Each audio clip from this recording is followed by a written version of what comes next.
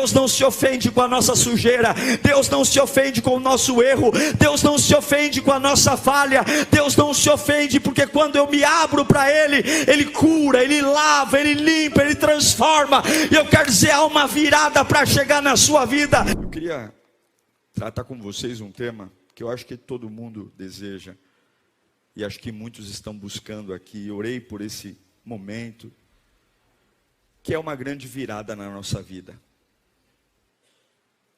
Uma virada mesmo, sabe? Um aspecto de olharem para nós e falarem assim: você conseguiu.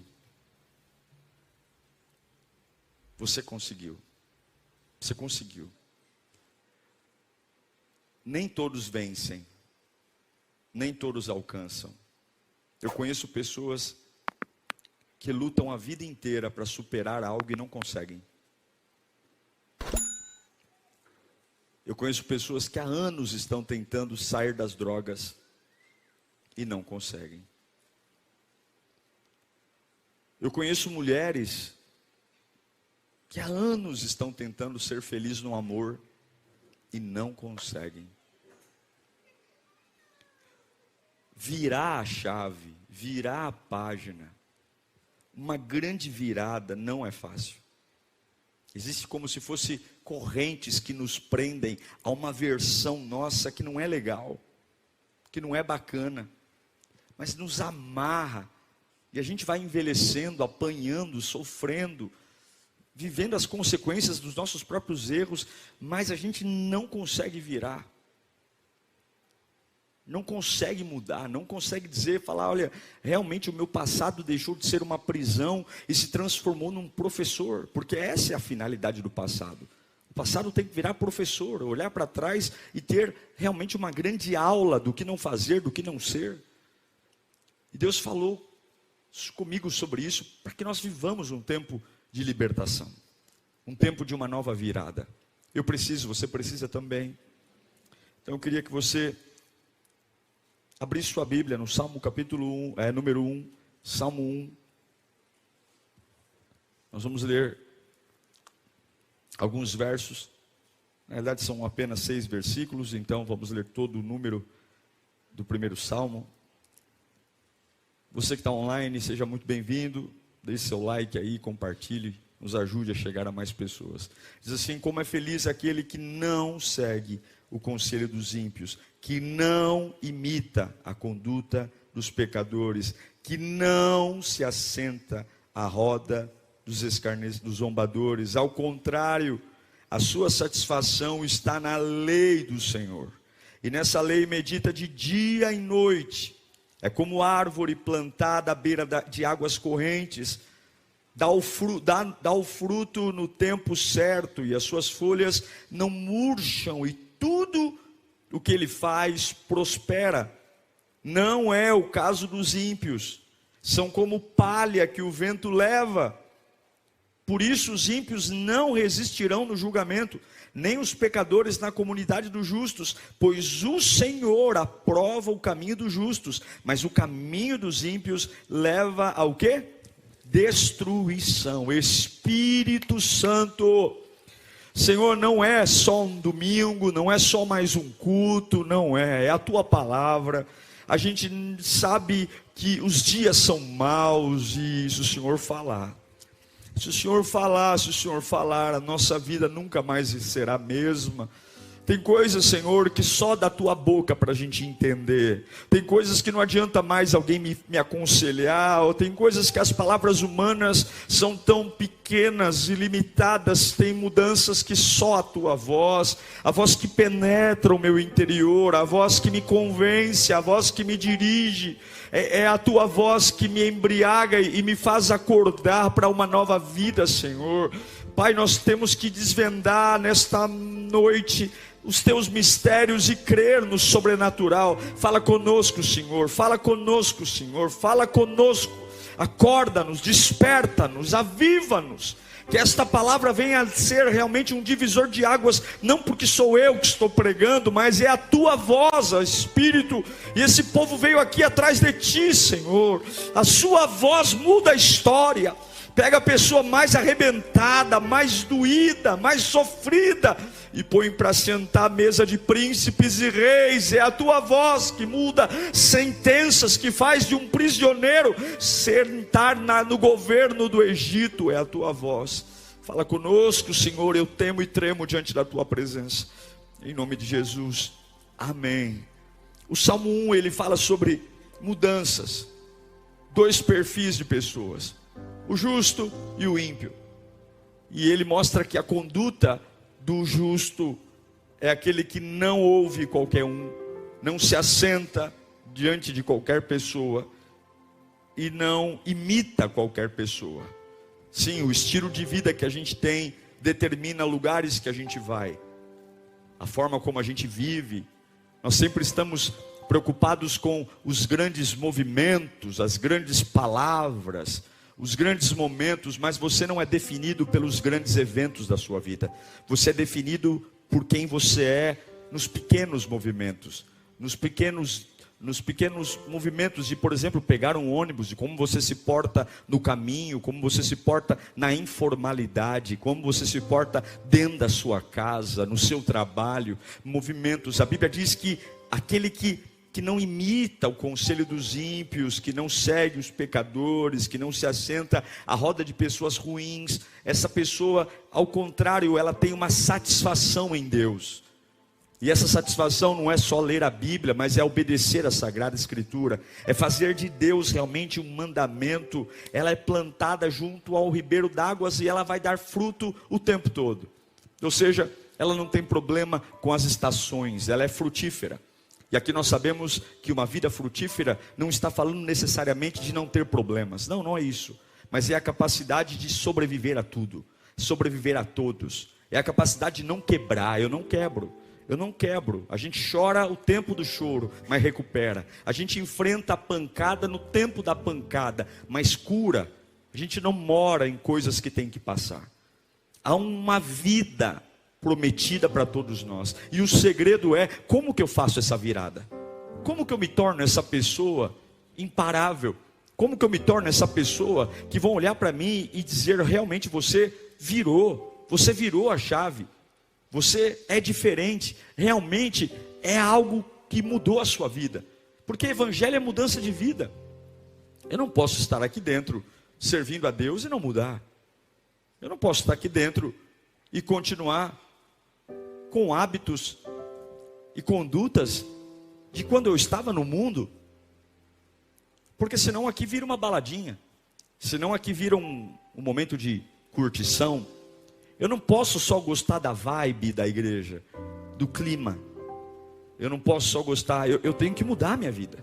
Eu preciso olhar e dizer assim, olha, eu sou uma nova pessoa. Eu sou uma pessoa completamente diferente. Eu falo diferente, eu ando diferente, eu penso diferente. Só que essa virada não é normal e não é fácil, não é simples. E eu pergunto para você, quem é responsável por você? Quem é responsável por cuidar de você? Quem é responsável por você estar bem? Quem é responsável por você ter equilíbrio? Quem é responsável por você ser uma pessoa boa? Quem é responsável por você estar em pé? Quem é responsável por você estar muito feliz ou muito triste? Quem é responsável? Eu aprendi uma coisa que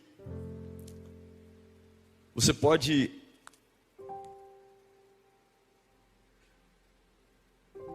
viver do seu jeito, mas você não pode vencer uma guerra do seu jeito. Você pode viver do seu jeito, mas você não pode vencer as suas batalhas do seu jeito. E o que eu tenho percebido nos dias de hoje é que a gente anda muito armado. Nós andamos com muita razão, com muita ideia, com muita vontade, mas pouca humildade para olhar para nós mesmos, para entender quem a gente é. Observe que o salmista diz, como é feliz aquele que não olha para o ímpio, para o pecador, para o zombador, mas ele observa a palavra. E eu queria refletir com você hoje, como fazer essa virada? Como virá? Como acordar nessa segunda-feira com a minha cabeça diferente, morando na mesma casa, vivendo com as mesmas pessoas, e de repente a minha cabeça é outra, eu penso diferente, e eu acredito que isso é possível. Eu acredito que é possível ter uma outra mente. Eu acredito que é possível ver por outra perspectiva. Eu acredito. Você acredita também, não? Que Deus pode te dar uma cabeça completamente diferente. Meu comprometimento, a forma como eu falo, eu acredito. Por quê? Porque isso passa por uma responsabilidade. Fala comigo, responsabilidade.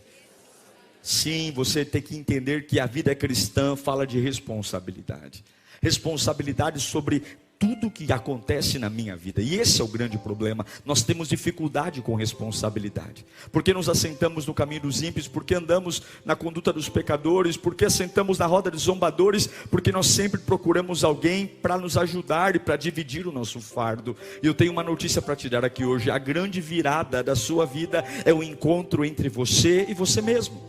A grande virada da sua vida é o encontro entre você e a presença de Deus. Eu não sou contra termos amigos, eu não sou contra andarmos com pessoas, eu não sou contra termos apoio, mas eu quero que você entenda, a grande mudança da sua vida não vem de um encontro com ninguém, a não ser você e Deus e você. Você está dizendo, pastor, mas eu preciso. Deus está falando aqui para você hoje, aprenda algo, você tem que ser responsável.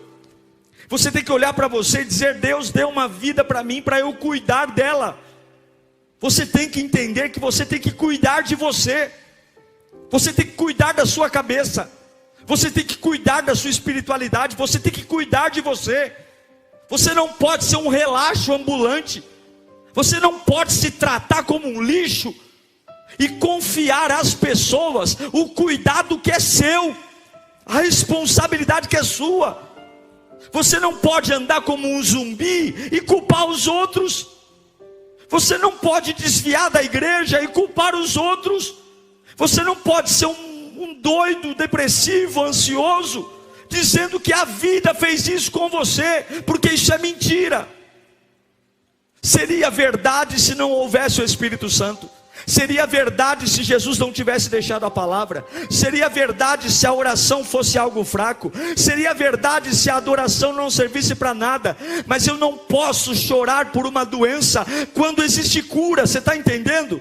Eu não posso chorar por um fim quando Jesus me promete um começo. Eu não posso chorar por uma desgraça quando a palavra de Deus me promete um recomeço. Eu preciso entender que eu não posso reclamar de algo sendo que existe solução. Mas você não olha para você, você não cuida de você, você não presta atenção em você, você não olha para você, você não aprende com você. E Deus me trouxe aqui para dizer que é a hora de você assumir a sua responsabilidade. Há um trono para todos nós, há um governo para todos nós, há lugares de honra, há lugares de sucesso, há lugares de governo. Eu creio em lugares de governo, mas muitas vezes nós não estamos preparados. Queremos, mas não merecemos. Queremos governar, queremos reinar, queremos, mas não podemos, porque somos crianças imaturos. Eu me lembro de Saul, em Saul, 1 Samuel capítulo 13, versículo 8. Eu me lembro, ele esperou 7 dias, quantos dias? O prazo estabelecido por Samuel, mas este não chegou em Gilgal. E os soldados de Saul começaram a se dispersar, fica comigo. E ele ordenou, traga-me o holocausto e os sacrifícios de comunhão. E Saul então ofereceu o holocausto. Quando terminou de oferecê-lo, Samuel chegou e Saul foi saudá-lo. E perguntou Samuel, o que é que você fez? E Saul respondeu, quando eu vi os soldados que estavam se dispersando, e os que não tinham chegado no prazo estabelecido, e que os filisteus estavam reunidos em Miquimás, eu pensei, agora os filisteus me atacarão em Gilgal, e eu não busquei o Senhor, e por isso senti-me obrigado a fazer o holocausto. E disse Samuel, você agiu como um tolo, desobedecendo ao mandamento que o Senhor, o seu Deus, deu a você. Se tivesse obedecido, Ele teria estabelecido para sempre o seu reinado sobre Israel. mas agora o seu reinado não permanecerá. O Senhor procurou um homem segundo o seu coração e o designou líder do seu povo, pois você não obedeceu ao mandamento do Senhor. Saul é um rei, ele é um rei, ele manda em tudo, só que ele não podia fazer uma coisa: ele não poderia fazer sacrifício. O papel de quem tinha que fazer sacrifício era o profeta. Só o profeta poderia sacrificar. Samuel demora. A Bíblia diz que Samuel prometeu chegar em 7 dias, mas ele não veio. E os filisteus estão se aproximando, há uma guerra iminente. E era hábito, antes de sair da guerra, oferecer uma oferta ao Senhor. E aí Samuel, o rei Saul se vê no direito de, porque o profeta Samuel não chegou, ele vai lá, e ele é o rei, ele não é o profeta, ele é o rei. Ele vai lá e pega o carneiro, ele pega o holocausto e ele sacrifica, como se ele fosse o profeta. Ele entrega. E Samuel chega, e quando Samuel chega, vê Saul, o rei Saul oferecendo, e o profeta Samuel fala: o que você fez, cara? Você não pode fazer isso. Você não pode entregar. O grande erro de Saul foi oferecer uma oferta a Deus no lugar do profeta. Mas o problema não foi isso. O problema foi que na hora que Samuel perguntou para Saul: o que você fez? Ao invés dele falar assim: olha, me desculpa, eu errei, eu me precipitei, me perdoa, eu estou arrependido, eu não queria ser assim, eu não queria fazer assim, eu não queria ter essa vida. Na hora que ele é confrontado, ao invés de dizer: olha, me perdoa, eu sei lá, ele fala assim: a culpa é dos soldados. Os soldados estavam muito agitados para a batalha. A culpa é do inimigo. Os filisteus estão chegando. A culpa é sua. Você está atrasado. Quando ele erra, ele não consegue assumir a responsabilidade. E aí Deus diz: você acabou de perder o seu trono. Você nunca mais vai reinar. Porque o trono não persiste para pessoas que não assumem a responsabilidade. Sim, tudo o que ele falou é verdade. Os soldados estão agitados, os inimigos estão chegando, Samuel está atrasado, mas ainda assim não justifica fazer algo que não devia. O que eu quero dizer é, quando você está vivendo uma fase de crise, você quer uma virada, você quer viver uma vida nova, você quer realmente ser um novo homem, uma nova mulher, e a pergunta que fica é: quem é o responsável por tudo que você viveu até agora? Onde está a sua responsabilidade diante de Deus? Como é que você consegue olhar para Deus e dizer: Senhor, realmente eu sou responsável? E aí você vê um outro homem, 2 Samuel capítulo 12, versículo 13. O erro de Saul, fica comigo aqui. O erro de Saul foi oferecer uma oferta a Deus no lugar do profeta. O erro de Davi foi ter cometido adultério. O erro de Davi foi ter tido relações sexuais com a mulher de um outro homem. O erro de Davi foi muito mais sério do que o erro de Saul. Concorda comigo ou não? O que é mais grave? Fazer uma oferta a Deus no lugar do profeta, ou transar com a mulher de um homem? Transar com uma mulher casada. Só que na hora que Deus confronta Davi, o profeta Natan entra no palácio e olha no olho de Davi, essa é a resposta. Ele não diz: mas ela estava tomando banho na sacada do palácio. Ele não diz: mas eu sou homem. Homem é assim mesmo. Homem ficou excitado, não consegue pensar em outra coisa. Não, a culpa é dela, ninguém mandou o marido dela que cuidasse. O que ele respondeu? Pequei contra Senhor, a culpa é minha, eu sou responsável. A culpa não é de Betseba, a culpa não é do universo, a culpa não é do mundo cruel. Eu pequei.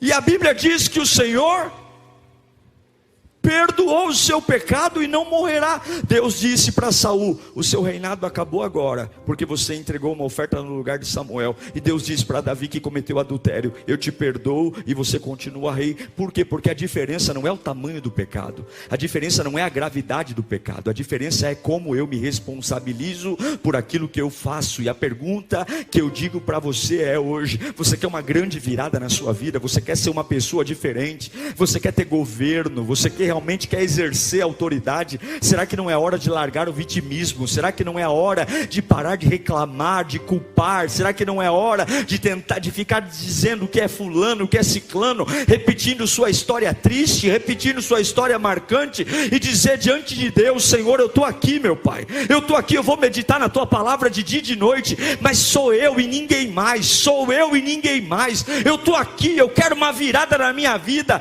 O que aconteceu eu não mudo, o que aconteceu eu não altero, mas eu preciso entender que esse meu gênio, esse meu temperamento é culpa minha, a forma como eu vivo é culpa minha, a forma como eu reajo é culpa minha, e eu estou aqui dizendo: eu pequei, eu quero ajuda. Uma grande virada não vem de uma cadeira de faculdade, uma grande virada não vem de um curso motivacional, uma grande virada não vem de um intercâmbio internacional, uma grande virada não vem de joelho no monte, uma grande virada vem de olhar no espelho e dizer para Deus: eu pequei e eu preciso da tua ajuda. E a Bíblia diz que aqueles que se humilham diante das potentes mãos do Senhor serão poderosamente exaltados.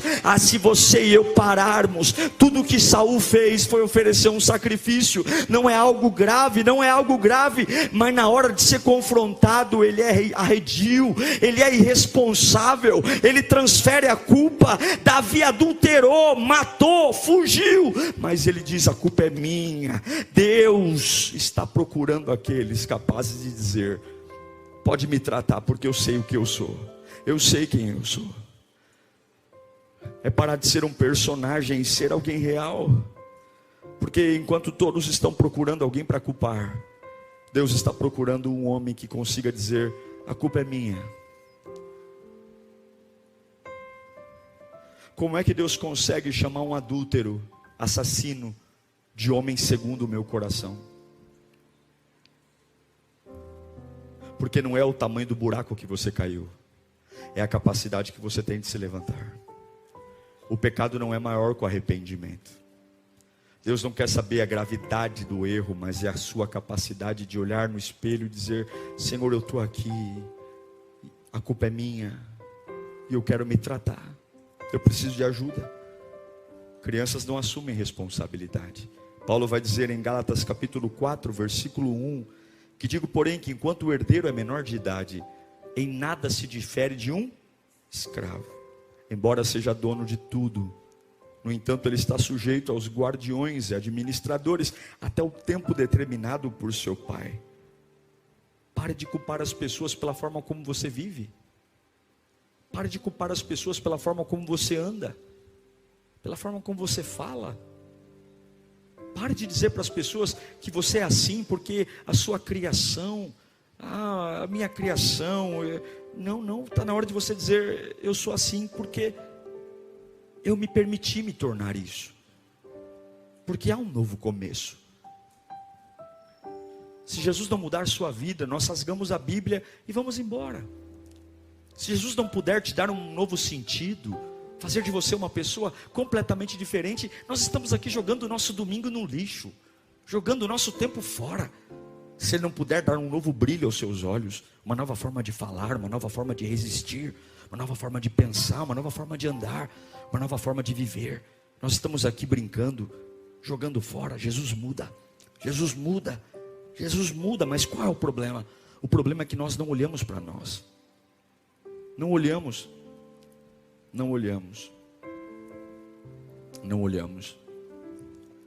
Jesus disse em Mateus 7, versículo 1, é como se fosse quase um cala-boca.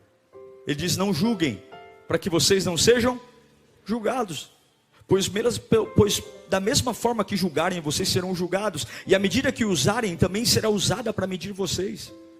Porque você repara no cisco que está no olho do seu irmão, e não se dá conta da viga que está no seu próprio olho. Como você pode dizer ao seu irmão: deixe-me tirar o cisco do seu olho, quando há uma viga, uma tora de madeira no seu? Hipócrita! Tire primeiro a viga do seu olho, e então você verá claramente para tirar o cisco do seu irmão.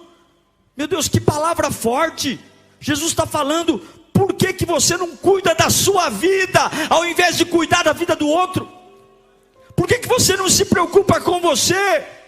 Por que você fica sentando na roda de escarnecedor, andando no caminho dos ímpios, ouvindo a conduta dos pecadores, quando deveria sentar e dizer: Senhor, eu sou isso mesmo, eu falo errado, eu penso errado, eu sou uma pessoa complicada, eu desisto mesmo de tudo, e começa a vomitar no altar de Deus, e diz: a responsabilidade é minha, eu mesmo não consigo, eu mesmo não tenho força, eu mesmo desanimo fácil, eu tenho insegurança, eu tenho medo, eu tenho dor. Você tem que dizer para Deus: a culpa é minha, eu me deixei levar pela cabeça das pessoas, eu me deixei ser influenciado pelo outro, eu voltei a beber, eu voltei a fumar, eu voltei a cheirar, porque eu andei com uma companhia, no meu radar eu sei tudo o que aconteceu, mas eu estou aqui, eu pequei, porque eu não quero perder o trono. Você tem que abrir a sua boca, porque o diabo quer criar um cenário, o diabo quer criar uma personalidade dupla, ele quer que você seja uma coisa diante de Deus e outra coisa lá fora, porque o diabo sabe que se houver dupla personalidade, a glória não vem, o poder não vem, e o trono é tirado. Mas quando você se rasga, escuta o que eu estou pregando aqui, Deus não se ofende com a nossa sujeira, Deus não se ofende com o nosso erro, Deus não se ofende com a nossa falha, Deus não se ofende, porque quando eu me abro para Ele, Ele cura, Ele lava, Ele limpa, Ele transforma. E eu quero dizer, há uma virada para chegar na sua vida, e existem lugares de autoridade para você, existem lugares de governo para você, existe uma nova condição para você, existe um lugar onde Deus vai mostrar para você que é você que vai fazer a virada, onde pessoas não vão definir mais com a qualidade do seu dia, não vão definir se você chora ou se você ri. Existe um lugar para você que você não vai ser mais manipulado por gente, você não vai ser mais manipulado por situações. O diabo vai ficar careca de tentar mexer com você e não vai conseguir, porque você tem que entender que é você e Deus e mais ninguém. E se é você e Deus e mais ninguém, você tem que tirar essas pessoas que você tem trazido para a sua vida, para dizer: ó, eu ofereci a oferta porque os soldados, porque os filisteus. Não, eu, Senhor, eu errei, eu pequei, eu sou um problema, eu. Quando você culpa alguém, você dá poder ao outro. Quando você assume a culpa é sua, você tem um poder, você tem desafios para lidar. E o seu passado? Como é que você vai lidar com ele? E o seu passado? Ele sempre vai estar aí, você nunca vai esquecer dele, não há como mudá-lo. Você realmente viveu tudo aquilo e já era, não tem o que fazer. Passado não se edita. Até quando você vai ter fantasmas do seu passado? Até quando? Até quando você vai ter essa história desgraçada para contar, que explica tudo, mas não resolve nada? Até quando você vai ficar repetindo como um papagaio? Ah, se eu não tivesse conhecido fulano, ah, se eu não tivesse ido para aquela viagem, ah, se eu não tivesse... Até quando? Até quando você vai ficar contando essa história que não explica nada?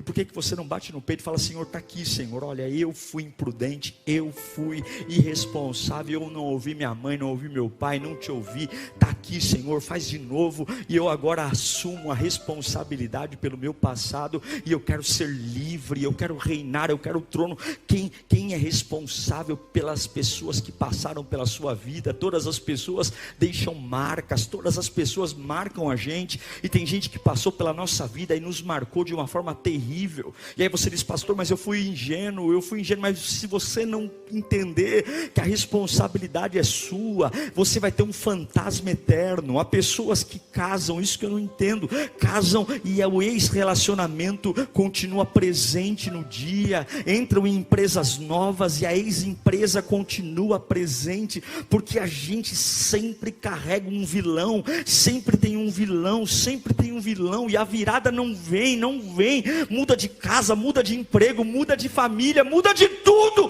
e não vira o jogo, é sempre a mesma cabeça, e Deus está dizendo: assuma a responsabilidade, pega teu orgulho e quebra ele, baixa esse nariz, Para de ser arrogante, briguento. Se humilha na minha presença. Faça como Davi. Peça ajuda ao Senhor. Para de se fazer de forte, porque o Senhor conhece você.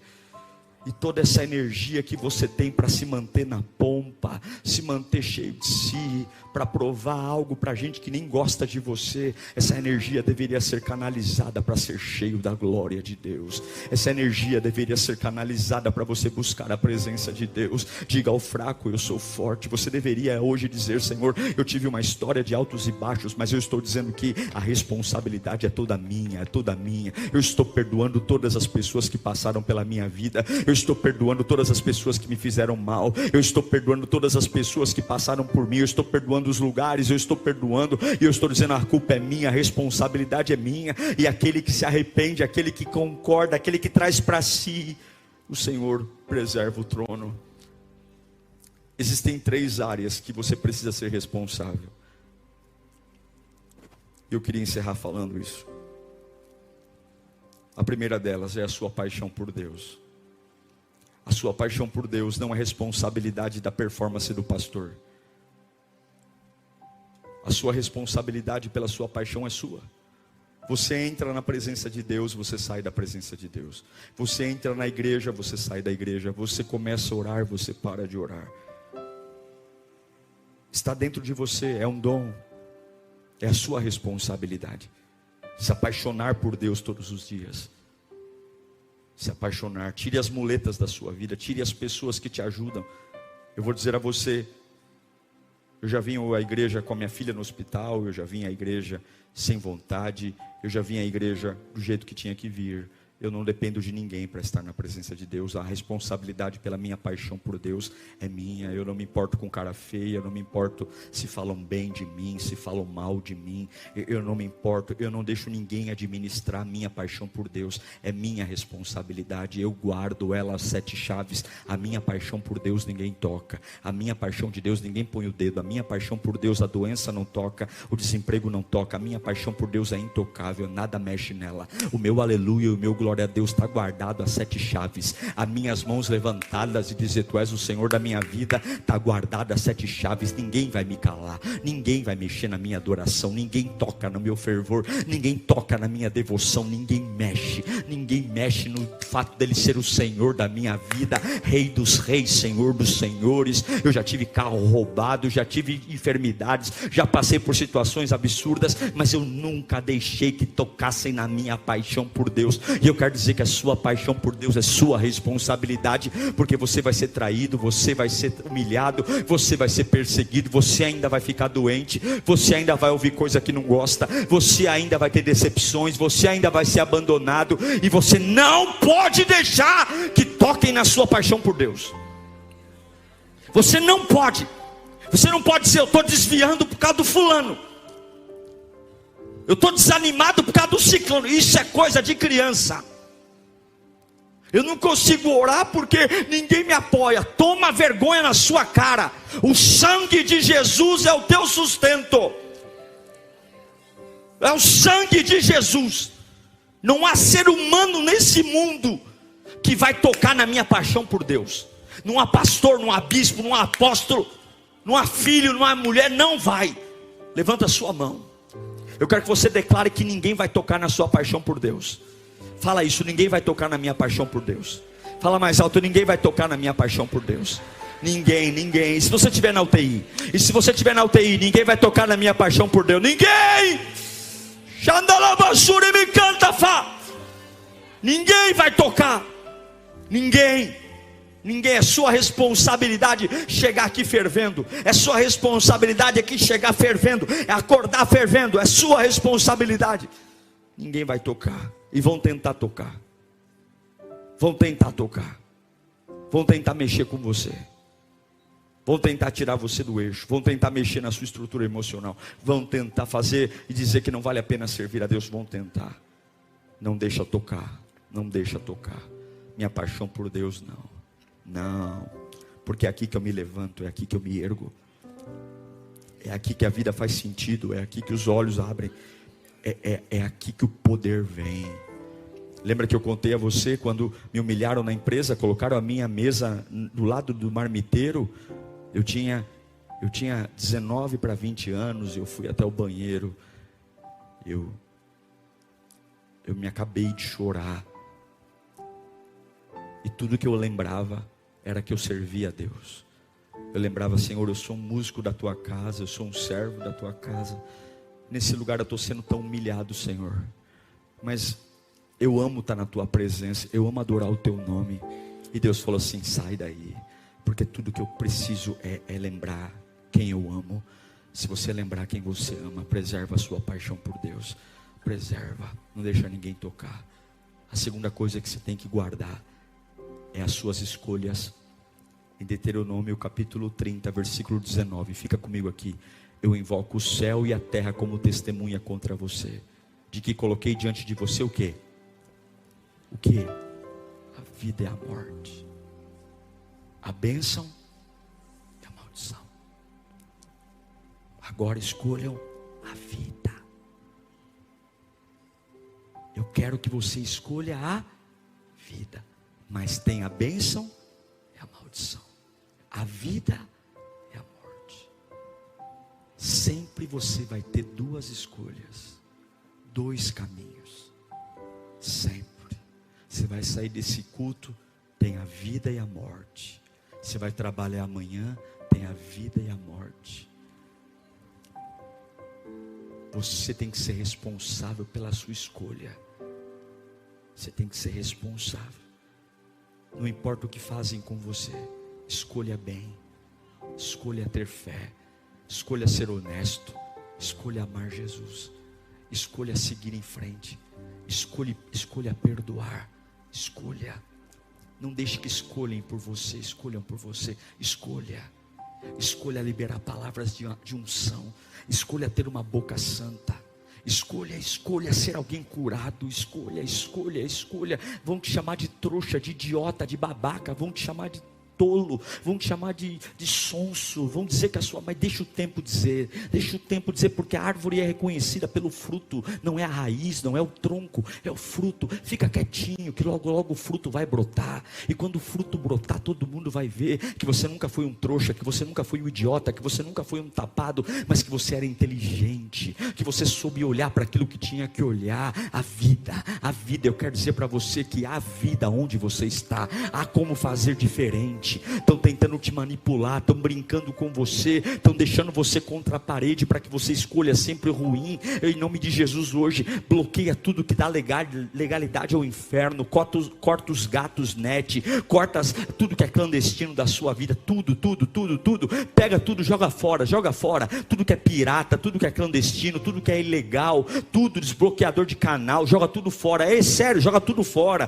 tudo que você não consegue ter, joga fora. Você quer ter uma vida boa? É sua responsabilidade, é sua. Você quer chegar a novos lugares, você quer ter uma virada na sua vida, seja honesto, deixa Deus colocar e dizer assim: ó, eu tenho um compromisso com Ele. Tenha coragem de jogar tudo fora, tudo que é ilícito, tudo aquilo que não vale a pena. Qualquer lugar, se você está trabalhando num emprego e esse emprego te faz pecar, peça a conta hoje, já liga lá, amanhã você não vai trabalhar. Mas pastor, eu tenho que pagar a conta, quem sustenta você é o Senhor. Você não precisa se lambuzar no chiqueiro para comer, porque você tem pai e teu pai tem casa. Há sempre a vida e a maldição. Assuma a responsabilidade. Pastor, mas eu não tenho escolha, eu tenho que sobreviver. Não, você tem que comer da mão de Deus, você tem que comer do sustento de Deus. Deus vai sustentar você.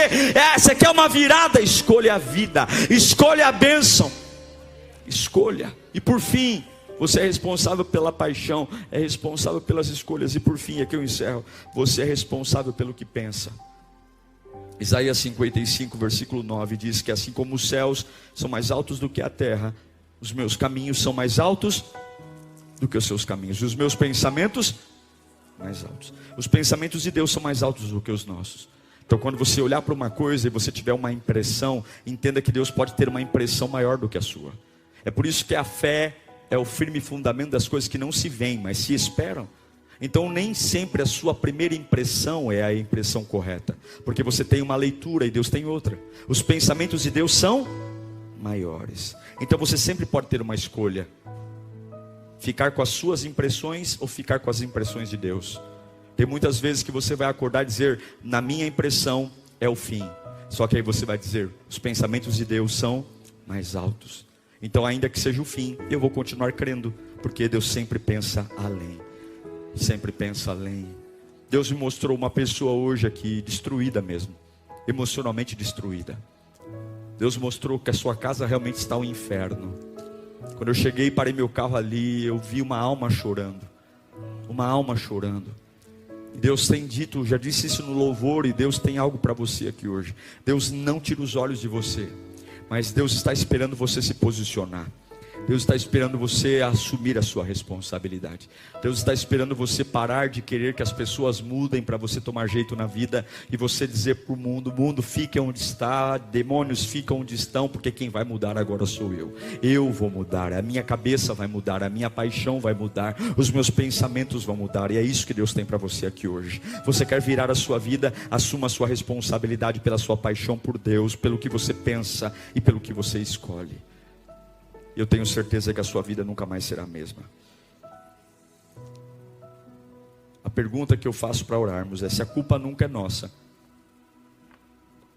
se nós nunca somos responsáveis, quem tem que vir para arrumar a minha vida? Quem tem que vir para me dar solução? Quem?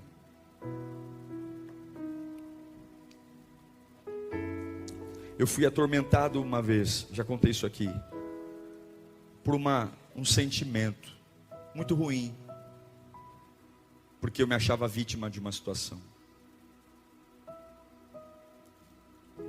familiar, e eu esperava que alguém se retratasse para ficar tudo bem, mas aí Deus me disse que isso nunca ia acontecer, que aquela pessoa nunca teria a capacidade de refletir sobre aquilo e ter a mesma maturidade que eu estava tendo. E eu iria passar a minha vida inteira escravo de um sentimento que aquela pessoa talvez nunca teria a maturidade e a hombridade de vir até a mim e dizer: ó, você tem razão. E para ser livre, eu fui até a casa da pessoa e eu pedi perdão a ela. Eu pedi perdão. Eu olhei, bati na porta. A pessoa olhou para mim, porque ela não esperava me ver ali. Eu olhei para ela e eu disse: calma, tá tudo bem. Eu vim aqui e eu queria te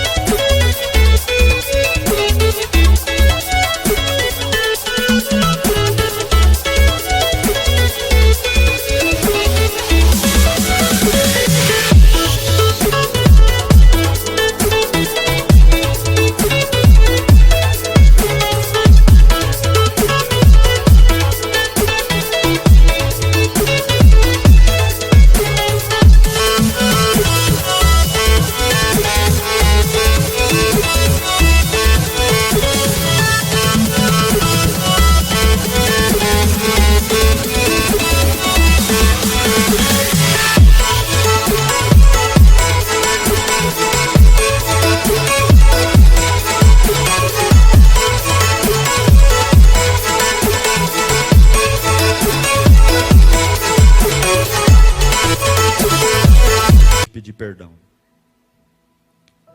A partir daquele momento, aquela pessoa saiu de dentro de mim. A minha vida nunca mais foi a mesma. Eu fui livre, porque não importa se eu sou certo ou errado, só os responsáveis conseguem sair das prisões.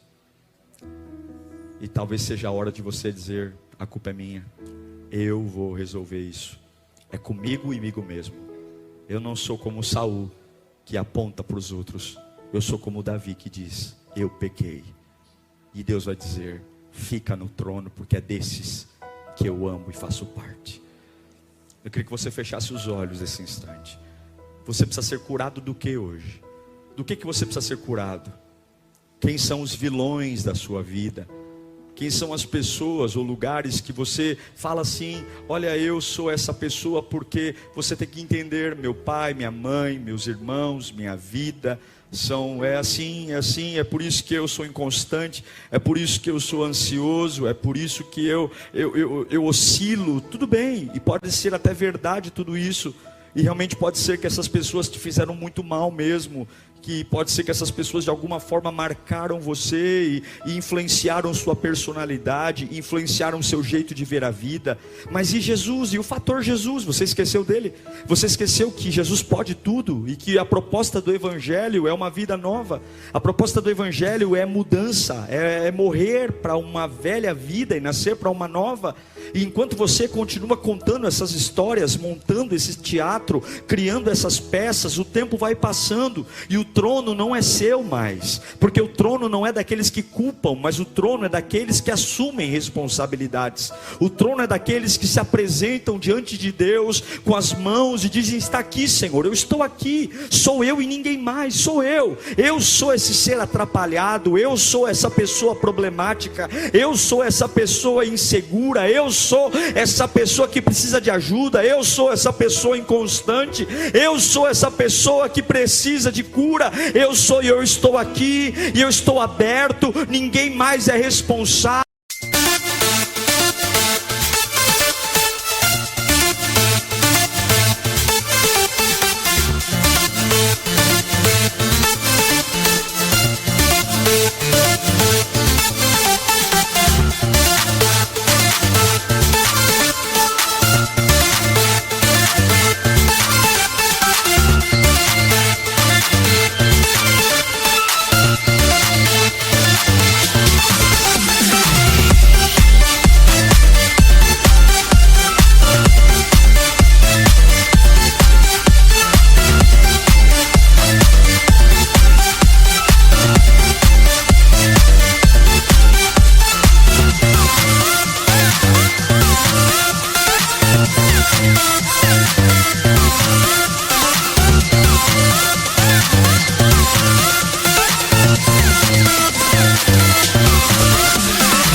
Eu perdoo todos que estão à minha volta, eu perdoo que vão embora, e eu quero ficar nesse cantinho entre eu e Deus, Deus e eu só te peço uma coisa, Senhor, eu só te peço uma coisa: muda-me, Senhor, me dê essa virada. Eu quero ser o pai que o meu pai não foi para mim, eu quero ser a mãe que a minha mãe não foi para mim, eu quero ser o profissional que nunca me ensinaram, eu quero dar uma virada na minha vida, e eu sei que a minha história não me permite isso, a minha história me limita, a minha história me prende, a minha história de vida me faz ser uma pessoa infeliz, mas eu sei que o Senhor tem uma nova história para mim, eu sei que o Senhor tem um novo caminho para mim, então eu estou aqui humildemente dizendo: Senhor, a responsabilidade é toda minha, e o Senhor pode mudar o que o Senhor tiver que mudar, porque eu quero me parecer contigo, eu preciso de Ti, eu não quero mais falar como eu falo, pensar como eu penso, eu não quero mais andar como eu ando, eu não quero mais reagir como eu reajo, eu não quero mais, e eu estou aberto, eu estou desarmado, eu estou jogando por terra as minhas razões, eu estou jogando por terra as minhas dores, eu estou jogando por terra as minhas revoltas, eu estou jogando por terra as minhas amarguras, eu estou me desarmando, eu estou ficando nu diante de Ti, Senhor, para dizer: eu quero uma vida nova. Eu estou abrindo mão dos meus direitos, eu estou abrindo mão das minhas discussões, eu estou abrindo mão das minhas conversas intermináveis, eu estou abrindo mão de coisas que aparentemente todos me dão razão, porque nada disso muda a minha vida. Há quantos anos amargurado, há quantos anos vivendo esse mesmo anseio de nada, há quantos anos esse ranço na alma, há quantos anos você está preso nessa história desgraçada, porque é o fulano, é o João, é a Maria, é o pai, é a mãe, é a empresa, é o chefe, é o capeta, é a vida. Deus está dizendo: quando é que você vai se levantar e dizer: a culpa é minha?